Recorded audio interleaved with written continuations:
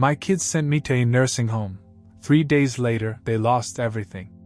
The coffee had gone cold 20 minutes ago, but I kept gripping the mug anyway. My hands needed something to hold on to while my 3 children sat across from me at my own kitchen table, talking about my future like I wasn't even in the room. Dad's clearly struggling. My eldest son Michael was saying, his voice carrying that patronizing tone he'd perfected in his MBA program. Yesterday I found him staring at the microwave for 10 minutes, completely confused. I wanted to tell him I'd been thinking about quarterly projections, not confused about reheating leftover pizza. But I stayed quiet. Sometimes you learn more by listening than by defending yourself. The house is too big for him now, added Sarah, my daughter, flipping through a glossy brochure. Sunset Manor has 24-hour care, activities, everything he needs. It's really the responsible thing to do. Responsible. That word hit like a slap. I'd been responsible my entire life. Responsible when I worked double shifts at the factory while they were babies. Responsible when I sold my motorcycle to pay for Sarah's dance lessons. Responsible when I remortgaged this house to help Michael start his first restaurant. My youngest, David, hadn't said much, but he nodded along with his siblings. At 32, he was supposed to be the family peacekeeper, but today he seemed more interested in the real estate listings on his phone. The market's really hot right now, David muttered, not looking up. This place could easily go for $850, maybe $900,000. There it was. The house wasn't just too big for me, it was too valuable to waste on one old man. We're not talking about selling anything, Michael said quickly, but his eyes betrayed him. I'd seen that same look when he was 8 years old, caught with his hand in the cookie jar. This is about Dad's well-being. I set down my coffee mug carefully, the ceramic making a soft clink against the wooden table I'd built with my own hands 30 years ago. When would this happen? Tomorrow, Sarah said, her voice artificially bright. I've already arranged everything. The room is beautiful, Dad. You'll love it. Tomorrow. They'd planned my entire future without asking what I wanted. Without considering that maybe, just maybe, I wasn't ready to be shuffled off to die slowly among strangers.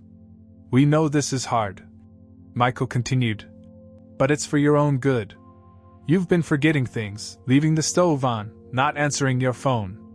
We worry about you. The stove incident happened once, 3 months ago. I'd been distracted by a call from my attorney about a property acquisition in downtown Portland. But they'd never forget it, would they? One moment of human error became evidence of my incompetence. What about my things? I asked quietly. We'll pack everything important, David said, finally looking up from his phone. The furniture can stay for staging when we'll take care of everything. When we sell the house. He didn't need to finish the sentence. I looked around the kitchen where I'd made thousands of breakfasts, helped with homework, celebrated birthdays and graduations. The morning light streamed through windows I'd installed myself, casting familiar shadows across countertops where my wife had baked cookies until cancer took her 5 years ago.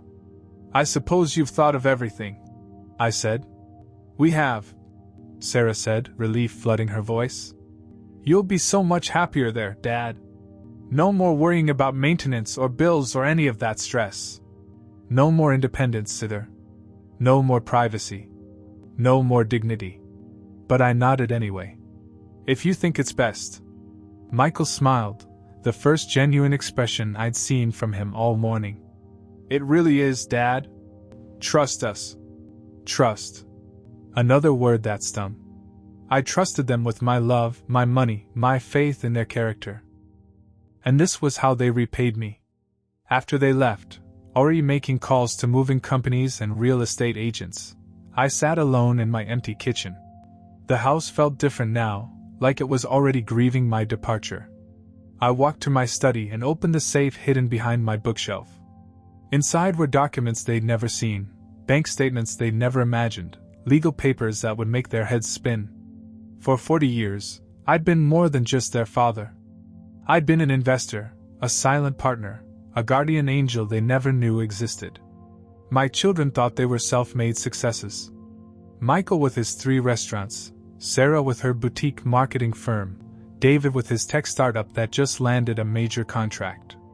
They bragged about their achievements at family dinners, never wondering where their seed money had really come from, never questioning why banks had approved their loans so easily, never curious about their mysterious angel investor, who asked for nothing but discreet anonymity. They thought they'd outsmarted their old man. They thought I was weak, confused, ready for the scrap heap. Tomorrow, I'd let them believe they'd won. But in 3 days they'd learn the difference between being weak and being patient. In 3 days they'd discover that the gentle old man they just betrayed held the keys to their entire world. I closed the safe and smiled for the first time in weeks. The game was about to begin. The nursing home smelled like disinfectant and broken dreams. Room 247 was clean enough, with a narrow bed, a small dresser, and a window that looked out onto a parking lot. This was supposed to be my new life. 4 beige walls and the distant sound of someone's television playing game shows too loud. I sat in the single chair they provided and opened the manila folder I'd smuggled in with my personal belongings. Inside were financial statements that would make my children's eyes pop right out of their heads, if they ever bothered to look. Michael's restaurant empire. 3 locations now, each one more successful than the last. He loved telling people how he'd started with nothing but a dream and a small business loan. What he didn't know was that I'd quietly purchased the building that housed his first restaurant, then negotiated a sweetheart lease through a shell company I'd created years ago. When he needed expansion capital for location number 2, his anonymous investor, that was me, had provided it through my attorney. Location 3? Same story. I'd even arranged for my old friend Tony Marcelli to become a regular customer, bringing his large Italian family every Sunday. Word-of-mouth marketing is priceless when it's orchestrated by someone who knows how to pull strings. Sarah's boutique marketing firm made me particularly proud. She had genuine talent, real creativity, but talent doesn't pay the bills in those crucial first years. When she was struggling to land her first major client, I'd used my connections to steer Westfield Properties her way. The contract was worth $200,000 and established her reputation overnight. Every major client she'd landed since then had some connection to my quiet network of business relationships built over 4 decades. She thought she was brilliant at networking. She had no idea her father had been paving her path from day one. Then there was David's tech startup. My baby boy, convinced he was the next Steve Jobs. His app for restaurant inventory management was actually a solid idea, but solid ideas are worthless without proper funding and connections. When he pitched it to venture capitalists, he thought his charm and PowerPoint skills won them over. In reality, I'd invested $2 million through a Delaware-based LLC, then convinced 2 other investors, both old friends, to join the round. David's brilliant breakthrough in landing that major restaurant chain contract? I'd called in a favor with the CEO, someone I'd known since he was running a single diner in Buffalo 20 years ago. The beautiful irony was that David's app was now being used by Michael's restaurants. My 2 sons were doing business together and didn't even realize their father was the puppet master behind both companies. Sitting in this sterile room, I calculated the numbers in my head. Over the years, I'd quietly funneled nearly $8 million into their various ventures. Not loans, investments. I owned significant stakes in everything they thought they built themselves. The legal documents were masterfully crafted. My attorney, Patricia Chin, was worth every penny I paid her. Shell companies, trusts, holding entities, all perfectly legal, all completely invisible to my children. They never thought to dig deeper into their funding sources. Success had made them arrogant, and arrogance made them blind. My phone buzzed with a text from Michael. "Hey Dad, hope you're settling in okay. The house is already getting interest from buyers. You made the right choice." The right choice. I stared at those words until they blurred. For 35 years, I'd made the right choices. Working overtime to pay for their college educations while I never finished mine. Sacrificing my dreams so they could chase theirs. Staying quiet about my investments so they could feel proud of their self-made success. Even after their mother died, when grief nearly crushed me, I'd kept supporting them. Sarah's divorce lawyer paid for quietly. David's medical bills when he broke his leg skiing in Colorado.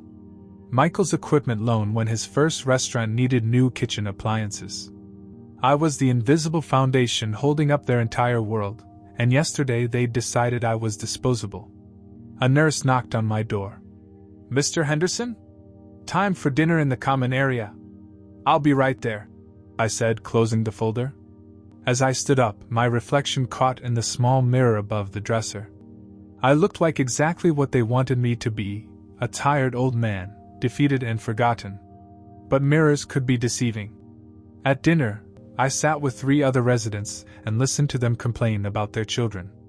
Margaret hadn't heard from her son in 2 months. Harold's daughter only called when she needed money. Betty's grandchildren didn't even know she existed. "Family," Harold said sadly, stirring his mashed potatoes. "Can't live with them, can't change you fast enough." That gave me an idea. A deliciously perfect idea.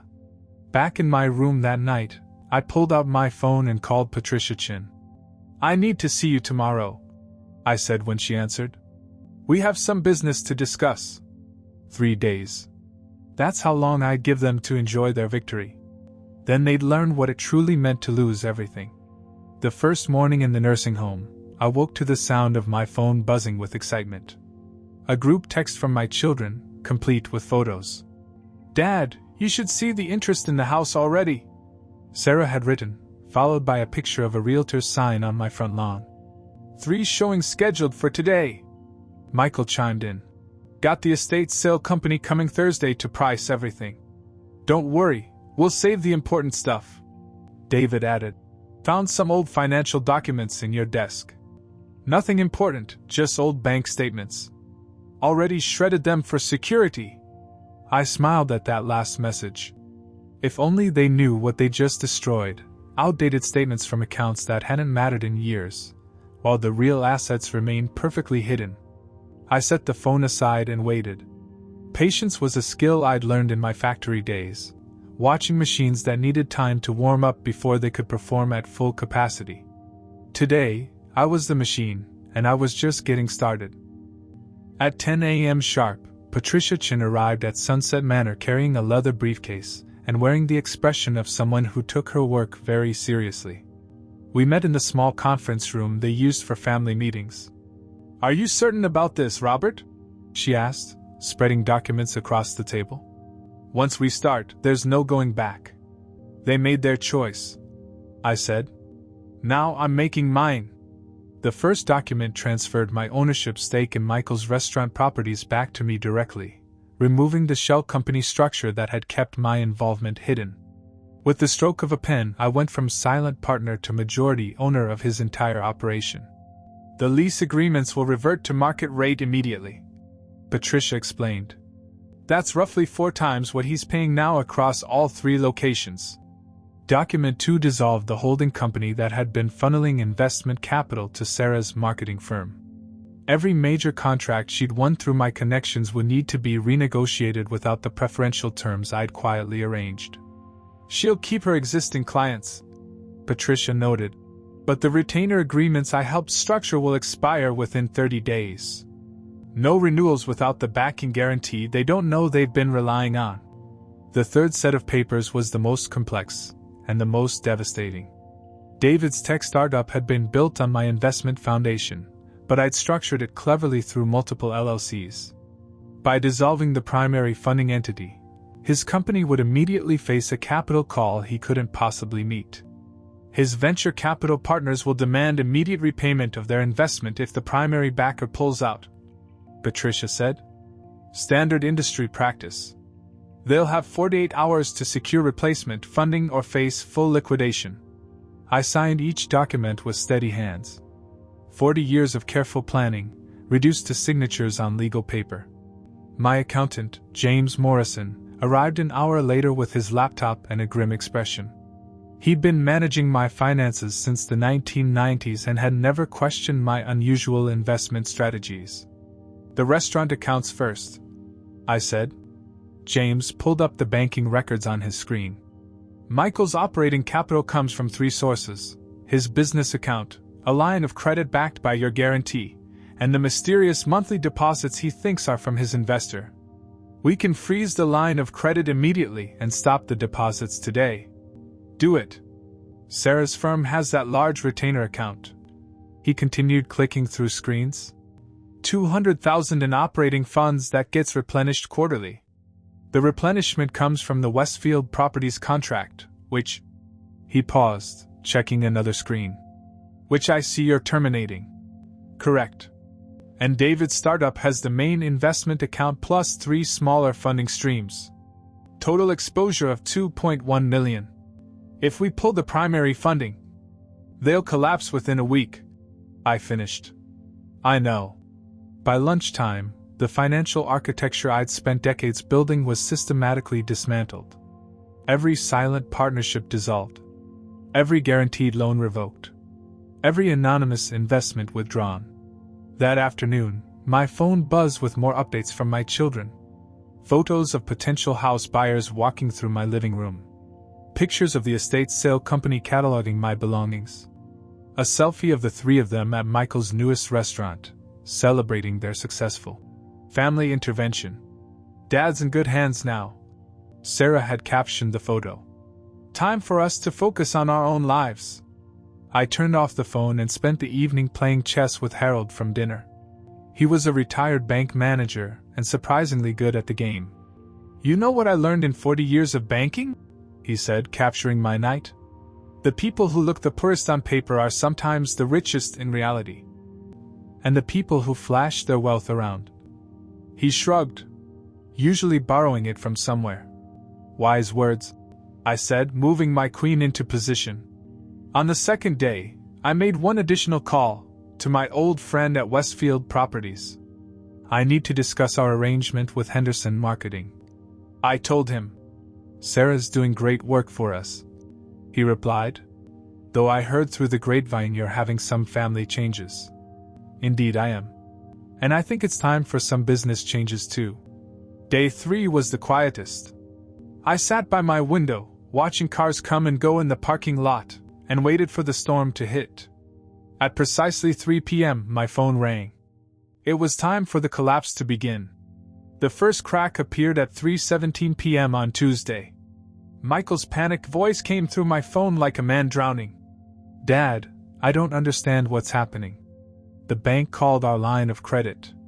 They want immediate payment of $200,000 or they're freezing our accounts. I sat in my narrow nursing home bed, watching clouds drift past my window. That sounds serious, son. Serious?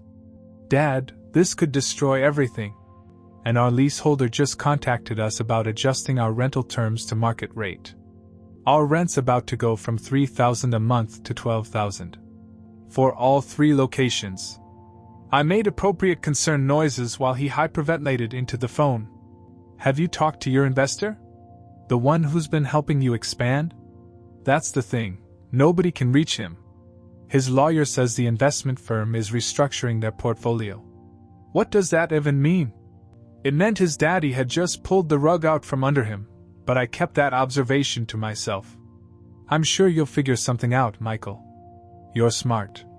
Self-made, remember? By evening, Sarah was calling with her own crisis. Dad, the strangest thing happened today. Westfield Properties terminated our contract. Just like that, no explanation, no warning. That's 60% of our revenue, gone. Her voice was shaking. They said they're taking their marketing in-house, but I know that's corporate speak for we're fired. She was crying now, something I hadn't heard since she was 12 and her first boyfriend broke up with her. And it gets worse. Apparently our retainer account had some kind of banking error, and the funds are frozen pending investigation. We can't make payroll on Friday. I might have to let Jenny and Marcus go, and they're my best employees. I'm sorry to hear that, sweetheart. But you've always been resourceful. You'll bounce back. Dad, I could lose everything. My apartment lease, my car payment, everything depends on the business income. I don't understand how this could happen so fast. Because your father built your success on a foundation of cards, and he just blew them all down with one breath.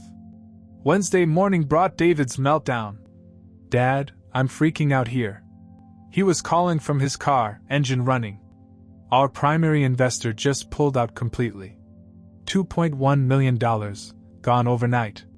The VC firm is demanding immediate repayment, or they're taking the company." I could hear him hyperventilating. "I've got 12 employees, Dad. People with families, mortgages, kids in college. The restaurant chain contract is worthless if we can't fulfill it, and we can't fulfill it without operating capital." "What did your lawyer say?" "He says unless I can find replacement funding in 24 hours, we're looking at bankruptcy." "But who's got $2 million just lying around?" "This was supposed to be my breakthrough year, Dad. I was going to prove I could make it on my own." The irony was so sharp it could cut glass. He had made it on his own, for exactly 3 days. By Wednesday evening, my phone was buzzing constantly with increasingly desperate messages. "Michael, lost 2 of my best servers today. Words getting out about our financial trouble. Nobody wants to work for a restaurant that might not make payroll.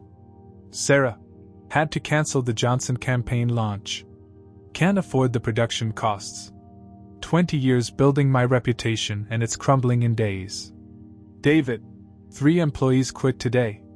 They're scared they won't get their final paychecks. I can't blame them."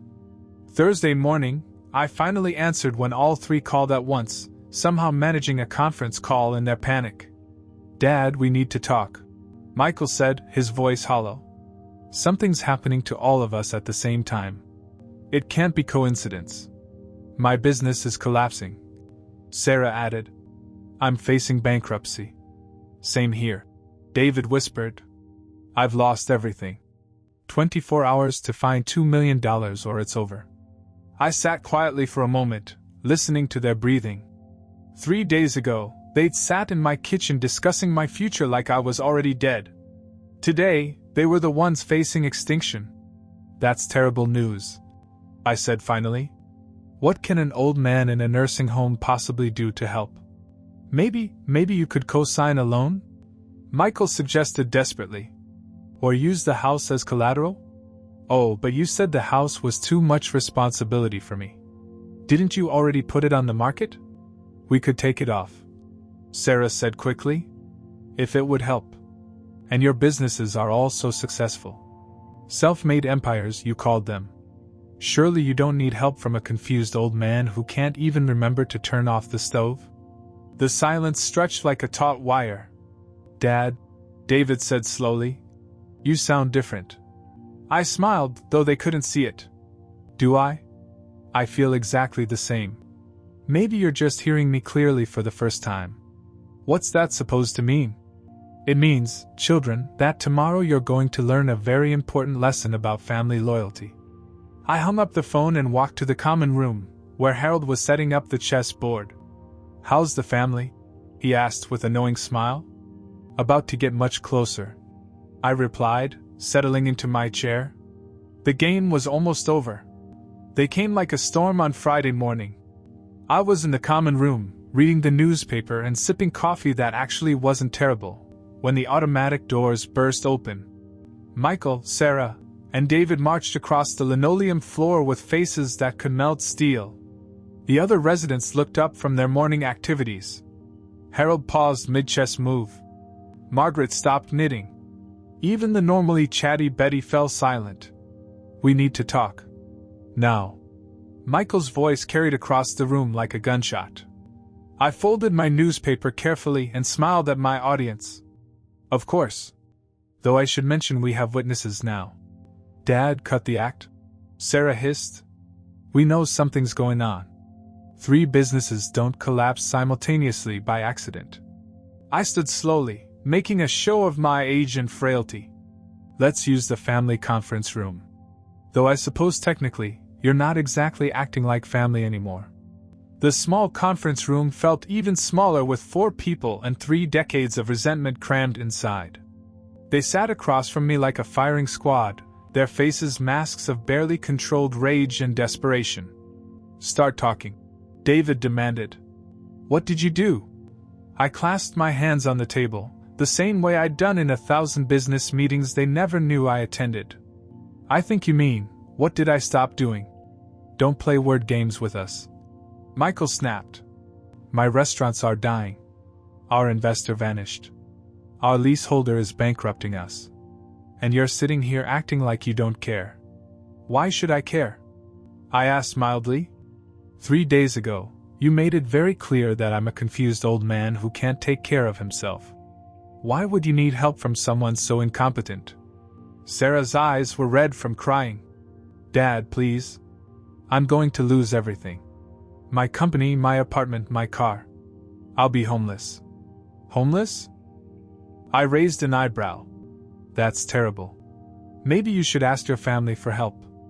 Oh wait, you just put your father in a nursing home and sold his house. We were trying to help you. David protested. No, I said, my voice cutting through his excuse like a blade. You were trying to help yourselves. To my house. To my money. To a life free of the burden of caring about your father. I reached into my jacket and pulled out a manila folder, the same one I'd been carrying for 3 days. But let me tell you what you really lost when you abandoned me here. I opened the folder and spread the documents across the table. Bank statements, investment records, legal papers.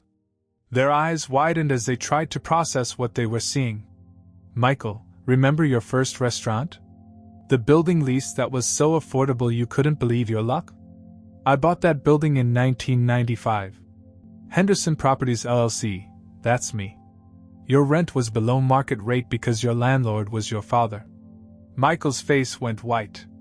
That's impossible. Your expansion capital for restaurant number 2? That anonymous investor who asked for nothing but discretion? Your own father's son. $200,000. Restaurant number 3? Another $300,000 from Dad. I turned to Sarah. Sweetheart, that first big contract with Westfield Properties, the one that made your career? I'd known Jim Westfield since we worked construction together in 1987. One phone call from me, and suddenly his company needed a marketing firm. Her hands were shaking. No, that's not true. I earned that contract. You did the work beautifully. I acknowledged. But you got the opportunity because your father asked for a favor. Every major client you've landed since then? They all trace back to my network. Men I've known for decades, favors built up over a lifetime of relationships. David was staring at the investment documents like they were written in a foreign language. The startup funding. $2.1 million from your loving father. Channeled through Delaware LLCs and trust funds to make you feel like a self-made genius. Your big restaurant chain contract? I'd been buying kitchen equipment from that CEO since before you were born. I let the silence stretch while they absorbed the magnitude of their ignorance. For 35 years, I've been the invisible foundation holding up your lives. Your college tuitions, your seed money, your connections, your opportunities, all of it came from your father. The man you decided was too incompetent to live in his own house. Michael was the first to speak, his voice barely a whisper. Why didn't you tell us? Because I wanted you to be proud of yourselves. I wanted you to feel successful and independent. I thought if you knew the truth, it would diminish your accomplishments. I gathered the papers back into the folder. I was wrong. Success without struggle breeds entitlement. And entitled children throw their parents away when they become inconvenient. Sarah was crying openly now. Dad, we can fix this. We can undo everything. Take you home, cancel the house sale. Can you? I asked. Can you undo 3 days of treating me like garbage? Can you undo calling me a burden? Can you undo the excitement in your voices when you talked about selling my house? I stood up, smoothing down my shirt. Children, you made your choice when you brought me here. You decided I had no value except as an obstacle to your inheritance. I walked toward the door, then turned back to look at them one final time. Now you know what having no value actually feels like. I walked out of Sunset Manor at 2:47 p.m. on a Friday afternoon, carrying nothing but the clothes on my back and a lifetime of hard-earned wisdom. The afternoon sun felt different on my face, warmer, more welcoming. Like it had been waiting for me to remember who I really was. My phone buzzed with desperate texts from my children, but I turned it off and dropped it into the first trash can I passed. Some conversations are over before they begin. I caught a taxi to Patricia Chen's office, where she was waiting with a smile and a comprehensive financial report. "Everything's been transferred back to your primary accounts," she said, sliding papers across her mahogany desk. $8.3 million in recovered investments, plus the accumulated interest and property appreciation. You're considerably wealthier today than you were a week ago. And their businesses? Michael's restaurants will likely survive if he can secure emergency funding and accept the new lease terms. It'll mean downsizing, cutting staff, eating humble pie. Sarah's marketing firm has 2 weeks before complete collapse unless she finds new major clients. David's startup. Patricia shrugged. Bankruptcy proceedings should begin Monday. I nodded, feeling nothing but calm satisfaction. They'll survive. They're young, they're smart when they're not being stupid, and they've learned a valuable lesson about consequences. From Patricia's office, I walked 6 blocks to Moretti's Deli, a small Italian place where I'd been eating lunch every Tuesday for 15 years. The owner, Tony Moretti Jr., looked up from slicing pastrami with surprise. "Mr. Henderson, heard you were in a care facility. You okay?" "Better than okay, Tony. I'm free." I'd always liked Tony Jr. He'd taken over from his father 5 years ago and run the place with integrity and heart.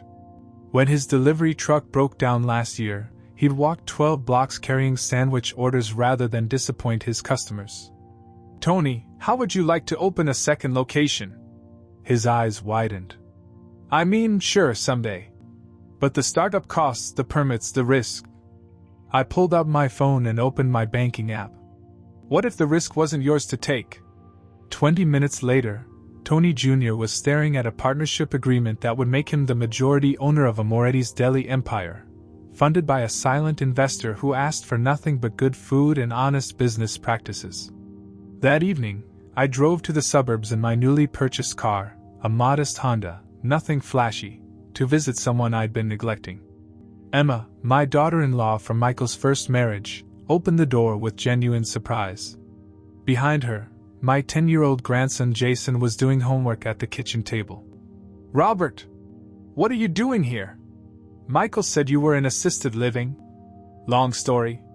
Mind if I come in?" Emma had always been kind to me, even after the messy divorce. She'd been the only one to visit me regularly after her split from Michael, bringing Jason over for dinners and weekend projects. But in the chaos of the past few months, those visits had stopped. "Grandpa!" Jason jumped up from his math homework and hugged my waist. "Mom said you were sick." "Not sick, buddy. Just figuring some things out." Over coffee and store-bought cookies, Emma caught me up on their lives. Jason's baseball league, her struggles as a single mom working 2 jobs, the constant worry about making ends meet. "Michael doesn't help much," she admitted quietly. "He's so focused on expanding his restaurants. Says he'll have more time and money once he makes it big. What if I told you that didn't have to be your worry anymore?" An hour later, Emma was staring at documents that established a trust fund for Jason's education and a monthly stipend that would let her quit her weekend job. The only condition was that I got to be a real grandfather again. Baseball games, school plays, homework help, all of it. "I don't understand," she whispered. "Where did this come from?" "From someone who learned that family isn't about blood, it's about who shows up when it matters." That night, I stayed in a hotel downtown and made a list. Not a revenge list or a plan for further punishment, but something better, a blueprint for the rest of my life. I would invest in small businesses run by people with integrity. I would create scholarships for kids whose parents worked multiple jobs to make ends meet. I would support the kind of community organizations that actually help people instead of just talking about it. And yes, I would leave my door open for my children, but only if they walked through it as genuinely changed people, not just desperate ones seeking money. On Saturday morning, I bought a small house 3 towns over. Nothing fancy, but it had a big kitchen, a workshop in the basement, and a yard where Jason could play catch. I also hired a private investigator to keep tabs on Michael, Sarah, and David. Not to interfere, but to watch. If they truly learned from this experience, if they genuinely became better people, I might consider rebuilding a relationship with them. But if they simply found new ways to be entitled and selfish, well, I'd learned to live without them before. As I hung pictures in my new living room, I smiled at my reflection in the glass. They thought they were putting a helpless old man out to pasture. Instead, they'd freed a patient, wealthy, still dangerous man to live exactly as he chose. Age may have slowed my steps, but betrayal had sharpened my mind. I'd always been the one holding the keys to their kingdom. Now I was the one holding the keys to my own freedom. And that freedom felt absolutely perfect.